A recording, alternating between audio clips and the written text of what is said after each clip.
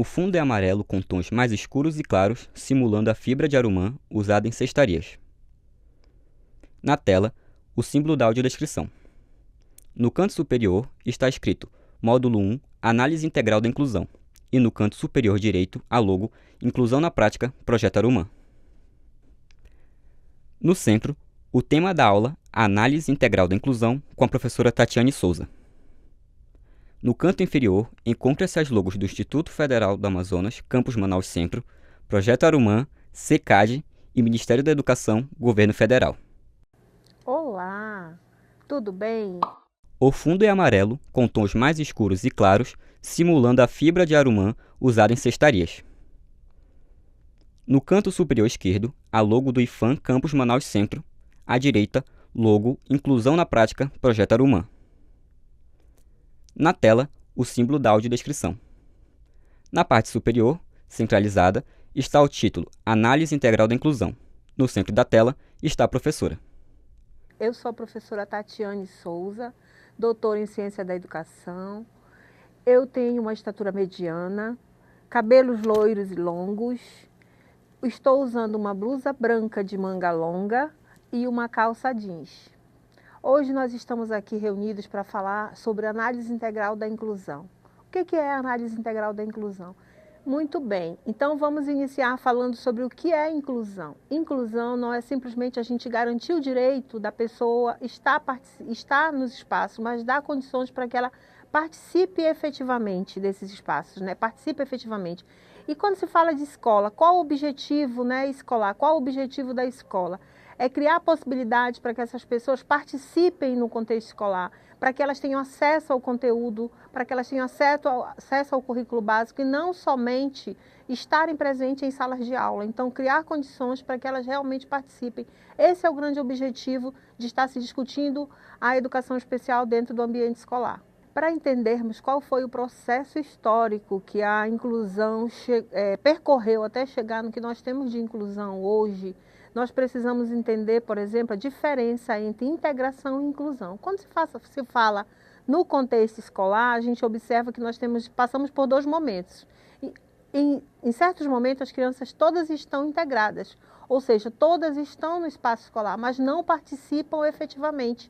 Elas não estão inclusas. Para que realmente aconteça a inclusão, a gente precisa criar estrutura de acessibilidade pedagógica, física, do ambiente físico, para que elas realmente consigam ser inclusas com qualidade, para que a gente realmente consiga alcançar o modelo de inclusão que a gente almeja. Para isso, a gente tem que criar possibilidades para que elas acessem o currículo adequadamente, por exemplo, porque muitas vezes elas estão em sala de aula, estão presentes em sala de aula, não faltam às aulas, mas não têm acesso ao conteúdo, não têm acesso às relações interpessoais, não se estabelecem. Então, isso nós não podemos chamar de inclusão. A gente faz essa é a grande diferença entre integração e inclusão. Em alguns momentos elas estão integradas, mas não conseguem estar inclusas, porque não tem aulas atrativas, aulas preparadas, aulas para que realmente as crianças se sintam partícipes nesse processo escolar. Quando eu estou ainda falando sobre integração e inclusão, eu trago a vocês uma imagem. No vídeo, surge um quadro verde nele e duas ilustrações. Imagem 1. 3 crianças estão atrás de uma cerca, cada uma sobre caixas de tamanhos iguais.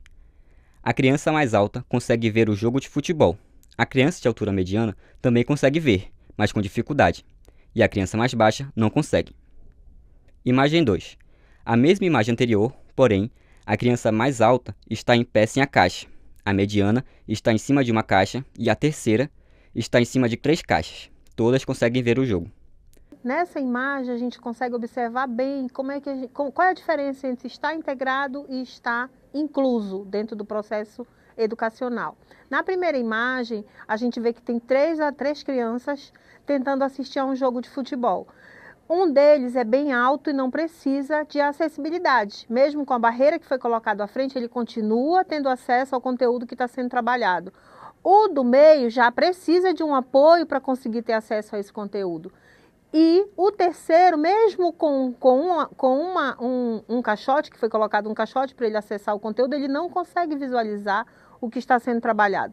E na segunda imagem, a gente já consegue perceber bem que o que não precisa de acessibilidade, tiraram o caixote dele e colocaram na terceira criança. E a gente consegue observar que essa criança começa a ter acesso ao conteúdo que está sendo trabalhado. Então, quando se fala de inclusão de qualidade, a gente se refere a isso, a dar condições para que todos os alunos, independente das suas características, das suas dificuldades, consigam ter acesso a um ensino de qualidade. Isso seria a inclusão que todos nós sonhamos para nossas escolas. Falando sobre terminologia adequada para se referir a uma pessoa com deficiência. Hoje, nós conseguimos entender que a terminologia mais adequada quando se refere a uma pessoa com deficiência é pessoa com deficiência. Por que não pessoa deficiente?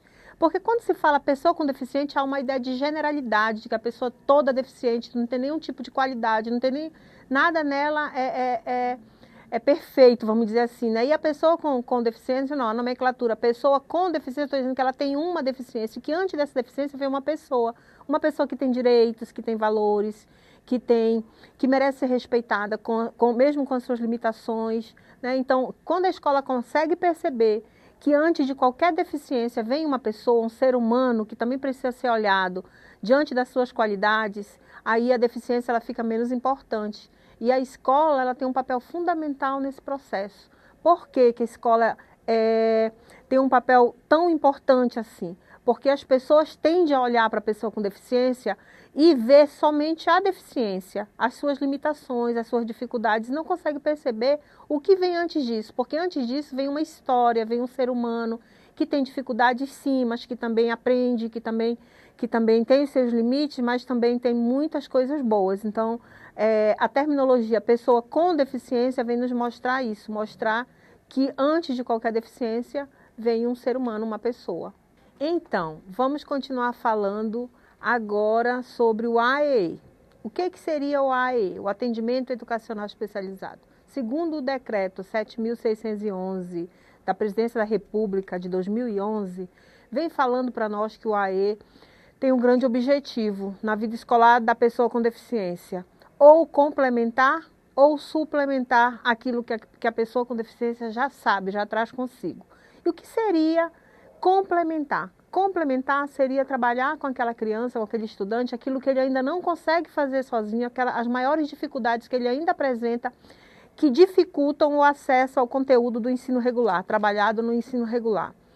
E suplementar atende aqueles alunos de altas habilidades de superdotação, que já traz consigo muitas habilidades, mas tem dificuldade em determinadas áreas. Então, o atendimento educacional especializado, ele estaria suplementando aquilo que o aluno ainda não consegue, né, que o estudante ainda não consegue fazer ou que tem alguma dificuldade específica. Esse decreto também vem falar para nós que esse atendimento acontece sempre no contraturno, de preferência nas escolas de ensino regular que essa criança está matriculada.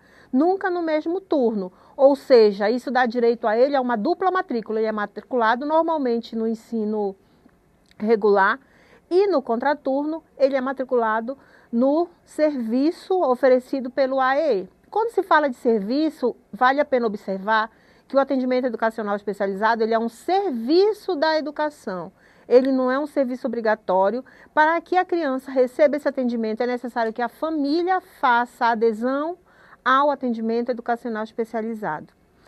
E para que isso funcione, para que o atendimento educacional alcance o objetivo principal, que é facilitar o acesso do aluno ao conteúdo programático do ensino regular, é preciso que professores, tanto do ensino regular quanto professor do AE, conversem, interajam entre si e juntos pensem em atividades criativas, atividades com material concreto, né, para que essa criança consiga acessar aquele conteúdo que está sendo trabalhado no ensino regular. O decreto também fala que para esse serviço ser oferecido, é importante que essas salas de aula sejam equipadas, sejam preparadas, né, que tenham materiais adequados, né, que dentro dela não seja um ensino igual do ensino regular. Tem que ser um ensino mais atrativo para que a criança sinta vontade de estar naquele espaço e consiga abrir caminhos para novos conhecimentos, para novas aprendizagens. Vale ressaltar, ainda falando sobre o decreto, ele reforça que o atendimento do AE não é um atendimento engessado e ele também não, ele parte da dificuldade da criança. É um atendimento que acontece com um máximo de 5 estudantes por horário, para que o professor consiga fazer um planejamento individualizado para cada criança. E esse planejamento vem atender às dificuldades individuais de cada um deles. Por isso que é um atendimento extremamente diferente, né, do que já é proposto no ensino regular, nas aulas regulares. Então, continuando ainda falando sobre o AE, nós temos a resolução de 4 de 2009. Essa resolução vem reforçar que o atendimento educacional especializado, para que ele aconteça com sucesso, as escolas têm que se equipar de materiais não só tecnológicos, mas materiais pedagógicos adequados, né, que atendam a essa necessidade. E como é que essa sala é montada, então, a partir dessa resolução? O MEC é que monta essas salas. No município, nós temos geralmente nós temos 2 tipos de sala de recurso. A sala de recurso, que a gente chama de sala de recurso municipal, ela é montada pelos próprios municípios, é uma sala de recurso mais simples. Quando essas escolas passam a receber verbas do governo federal, que é o que diz a resolução 4 de 2009, elas deixam de ser uma sala de recurso municipal, né, vamos dizer assim, mas elas passam a ser uma sala de recurso multifuncional. Nessa sala de recurso multifuncional nós temos muita tecnologia. As escolas recebem mobiliários, recebem computadores, recebem impressoras, caixa de som, quadros, tudo muito tecnológico que facilita, né, o acesso das crianças a esse conhecimento, a esse conteúdo que é proposto no ensino regular. Bom, para finalizar essa discussão, né, sobre a importância desse processo de inclusão, né, em toda a escola, em todo o contexto educacional, a gente trouxe aqui, então, o que precisa acontecer, né? Quais são os desafios da educação, quais são os desafios do educador, do docente, para que proporcionar essa inclusão de qualidade que todos nós almejamos, né?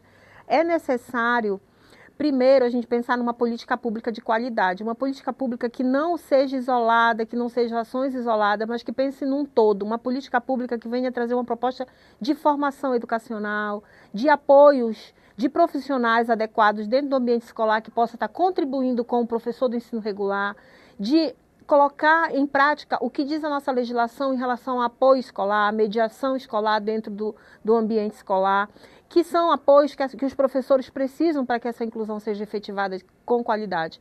Outro detalhe são materiais concretos, materiais, atividades diversificadas, atividades atrativas, atividades que chamem a atenção da pessoa com deficiência, para que elas se interessem à vontade de ir para a escola. Então, não basta só você dar condições físicas para a escola, mas também precisa dar apoio, dar formação, preparar o nosso corpo docente para receber esses alunos. Mas antes disso, também nós precisamos de apoios de pessoas qualificadas, de psicólogos, fonoaudiólogos, profissionais de apoio que estejam no ambiente escolar para também estar contribuindo com todo esse desenvolvimento e essa aprendizagem desse aluno. Ok, então nós finalizamos assim a nossa aula. Eu estou deixando uma atividade para vocês refletirem sobre tudo que a gente conversou. Essa atividade, não se prendam a textos prontos, mas tentem realizar essas atividades que eu estou colocando aqui ao lado, que vai ser mostrado para vocês. Na tela, o símbolo de audiodescrição. No quadro, as perguntas. Explique 1. Como superar as práticas discriminatórias e excludentes no contexto social e escolar. 2. Diferencie integração e inclusão. 3. Cite o percurso histórico que passou a inclusão da pessoa com deficiência. 4. Qual a finalidade da AEE e como deve acontecer esse atendimento segundo o Decreto 7.211/117. A partir do que você conseguiu absorver, do lado sensível de fazer uma inclusão de qualidade, do que nós pretendemos com esse conteúdo, principalmente qual é o tipo de funcionário, o tipo de professor que eu quero, aquele professor que inclui, aquele professor que olha para o outro, que respeita as diferenças, que respeita as dificuldades, mas que acima de tudo está preparado para que realmente essa inclusão aconteça de forma boa e de forma eficaz. Tá? Muito obrigada.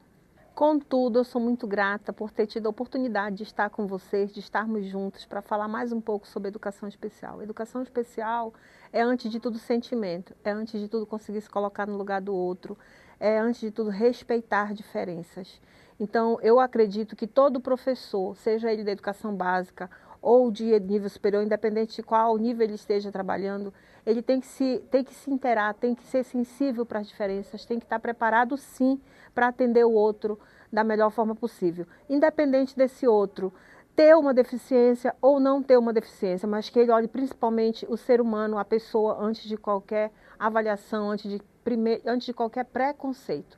Então, eu desejo sucesso a vocês, eu desejo que esses ensinamentos, essa aula, essas discussões tenham valido a pena e que tragam alguma coisa para você enquanto profissional, que você possa voltar para a sua sala de aula, voltar para a sua escola, conversar com os seus colegas, outros docentes que não tiveram a oportunidade de estar aqui, mostrar para eles o quanto é importante o lado sensível do ser humano para que a gente inclua com qualidade, porque não adianta você ter conteúdo, mas se você não conseguir se colocar no lugar do outro, se você não conseguir olhar para o outro antes de qualquer limitação, antes de qualquer dificuldade, você com certeza vai ter dificuldade para incluir.